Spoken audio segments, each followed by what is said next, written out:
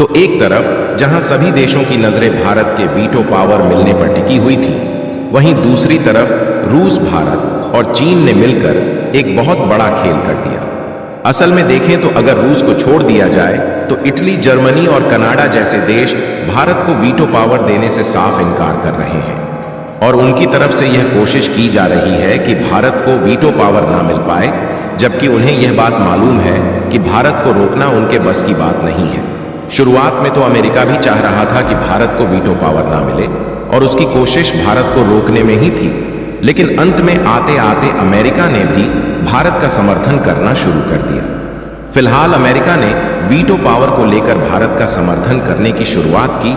उसके पहले ही रूस, चीन और भारत ने मिलकर एक बहुत बड़ा खेल कर दिया और भारत के द्वारा उठाया गया यह कदम इतना बड़ा है कि इससे RIC एक्टिव हो चुका है, जिससे यूनाइटेड नेशन के पीछे पड़ने वाले देश अब RIC के पीछे पड़ने की होड़ में जुट चुके हैं। आखिर RIC क्या है और वीटो को लेकर रिसेंटली कौन सी ऐसी घटनाएं घटित हुई हैं जिससे RIC को एक्टिव करना पड़ा, इस वीडियो में सारी जानकारी हम आपको बताने वाले हैं। लेकिन आगे बढ़ने से पहले इस वीडियो को एक लाइक करके चैनल को सब्सक्राइब जरूर कर लीजिए, क्योंकि यह आपके लिए 1 सेकंड का काम है, लेकिन इससे हमारी काफी बड़ी मदद होती है। दरअसल इस समय वीटो पावर को लेकर खूब चर्चा हो रही है और दुनिया भर के कुछ देश कह रहे हैं कि भारत को वीटो पावर मिलनी चाहिए, तो कई देश कह रहे हैं कि भारत को वीटो पावर बिल्कुल भी नहीं मिलनी चाहिए। तो आखिरकार वीटो पावर ऐसी कौन सी चीज है जिसे पाने के लिए भारत पिछले कई साल से कोशिश कर रहा है और अमेरिका जैसे पश्चिमी देश हरगिज नहीं चाहते कि भारत को वीटो पावर मिले। असल में वीटो पावर का मतलब है कि कोई देश किसी प्रस्ताव को रोक सकता है, भले ही बाकी सभी देश उस प्रस्ताव को रोकने से मना करें। और अभी तक केवल अमेरिका, रूस, चीन, फ्रांस और ब्रिटेन जैसे 5 देशों के पास ही वीटो पावर है। इसीलिए अमेरिका और ब्रिटेन जैसे देश अपने आप को सबसे ताकतवर समझते हैं और जब कभी किसी भी देश की परिस्थितियों में उथल पुथल मचती है तो इनको जिन्हें सपोर्ट करना रहता है उनके खिलाफ दूसरे देश पर सैंक्शंस लगा देते हैं। अब भारत की अर्थव्यवस्था तेजी से बढ़ रही है और देश दुनिया में हमारा भारत एक मजबूत शक्ति के रूप में उभर रहा है। इसीलिए भारत UNSC यानी कि यूनाइटेड नेशन सिक्योरिटी काउंसिल में स्थायी सदस्य बनने की कोशिश काफी समय पहले से कर रहा है, क्योंकि अगर ऐसा होता है तो भारत को भी वीटो पावर मिल जाएगी और भारत को भी महाशक्ति बनने से कोई भी देश नहीं रोक सकता। लेकिन यहाँ पर ज्यादातर यूरोपीय देश के साथ साथ इटली, जर्मनी और जापान ये बिल्कुल भी नहीं चाहते कि भारत को वीटो पावर मिले और भारत यूनाइटेड नेशन का सदस्य बने, क्योंकि जर्मनी और जापान दुनिया की तीसरी और चौथी सबसे बड़ी इकोनॉमी वाले देश है, जबकि भारत का नंबर 5वें स्थान पर आता है। और अगर ऐसे में जर्मनी और जापान की बजाय भारत को यूनाइटेड नेशन का मेंबर बनाया जाता है तो यह बात जर्मनी और जापान को पचने वाली नहीं है। इसलिए भारत की टांगें खींचने में इनके द्वारा कोई भी कसर नहीं छोड़ी जा रही है और हम लोगों को यह बात अच्छे तरीके से मालूम चल चुकी है। इसीलिए भारत ने वीटो में शामिल होने के बजाय अब वीटो का ही तोड़ निकाल लिया है। जी हाँ दोस्तों, हम बात कर रहे हैं RIC, जिसका फुल फॉर्म है रसिया, इंडिया, चाइना। साथियों, एक तरफ जहां सभी की नजरें भारत को यूनाइटेड नेशन में शामिल होने और वीटो पावर मिलने पर टिकी हुई थी, वहीं दूसरी तरफ रूस, भारत और चीन तीनों देशों ने मिलकर RIC को एक्टिव कर दिया है, जिससे अभी तक जो यूनाइटेड नेशन की बादशाहत थी वह बादशाहत खत्म होने जा रही है और इसमें अब भारत और रूस की बादशाहत आने जा रही है। दरअसल 11-12 सितंबर को एक महत्वपूर्ण घटना हुई, जिसमें भारत के जो national security adviser Ajit Doval ji हैं, वह मिलने पहुंचे रूस के प्रेसिडेंट व्लादिमीर पुतिन से। और वहां पर न सिर्फ उनकी मीटिंग रूस के प्रेसिडेंट व्लादिमीर पुतिन से होती है, बल्कि एक खास तरीके की मीटिंग चीन के फॉरेन मिनिस्टर वांग के साथ भी होती है।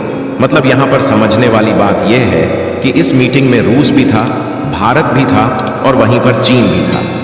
ये बात आपको सुनकर थोड़ा अनसुनी जरूर लग रही होगी, लेकिन इस मीटिंग में तीनों देशों के मेंबर मौजूद थे और भारत का कोई छोटा मोटा मेंबर नहीं, बल्कि भारत के जो राष्ट्रीय सुरक्षा सलाहकार हैं वह खुद इस मीटिंग में पहुंचे थे।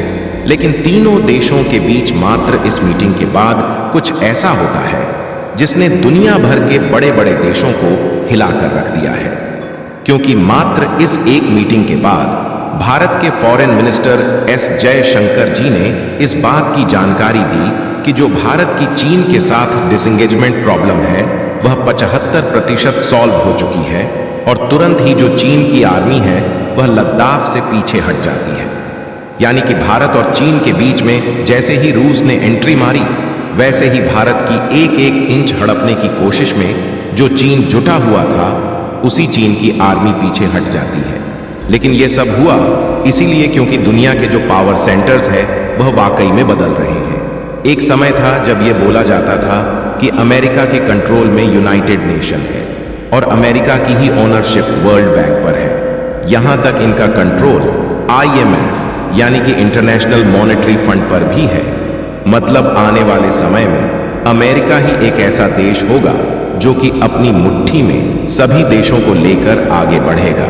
लेकिन रूस यूक्रेन युद्ध के बाद से अब वाकई में पावर सेंटर बदलते हुए देखे जा रहे हैं और जो पावर है वह भारत के हाथों में आता हुआ देखा जा रहा है और जो कंट्रोल वेस्टर्न कंट्रीज के पास है वह कंट्रोल अब एशिया में शिफ्ट होना शुरू हो चुका है।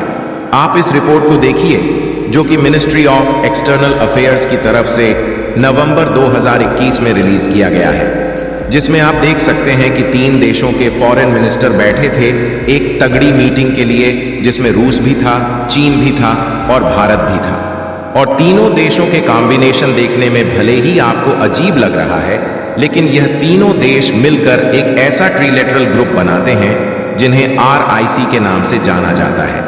जिस तरीके से चीन ने भारत की प्रॉब्लम सॉल्व करना शुरू की है, अगर इसी तरह भारत की सारी प्रॉब्लम चीन सॉल्व कर देता है तो तीनों देश मिलकर इतना स्ट्रांग पावर कंट्रोल ग्रुप बनाने जा रहे हैं जिसके आगे यूनाइटेड नेशन को तो भूल ही जाइए और वीटो की कोई जरूरत ही नहीं है, क्योंकि रसिया भी एक प्रकार का सुपर पावर कंट्री है।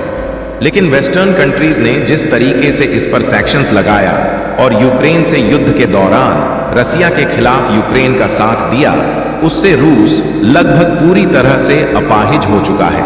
इसलिए रूस को खड़े होने के लिए जरूरत है बैसाखी की, और रूस की बैसाखी के रूप में भारत काम कर रहा है। और भारत जैसे ही रूस की बैसाखी बना वैसे ही भारत, रूस और चीन तीनों देश एक साथ मिल चुके हैं। आपको बता दें कि दुनिया की सबसे बड़ी पॉपुलेशन वाला देश है भारत, और चीन जिसे मैन्युफैक्चरिंग हब के रूप में माना जाता है।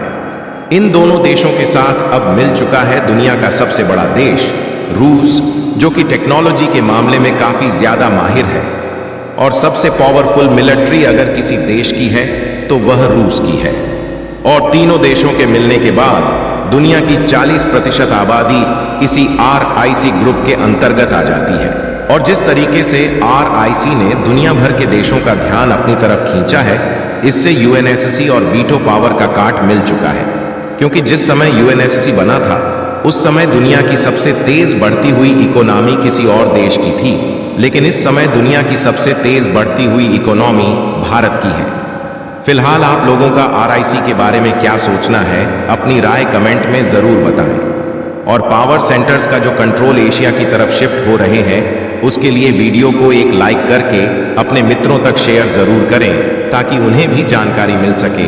इसी तरह और भी नॉलेजेबल वीडियो देखने के लिए चैनल को सब्सक्राइब करके बेल आइकन को ऑल पर जरूर सेलेक्ट करें। जय श्री राम।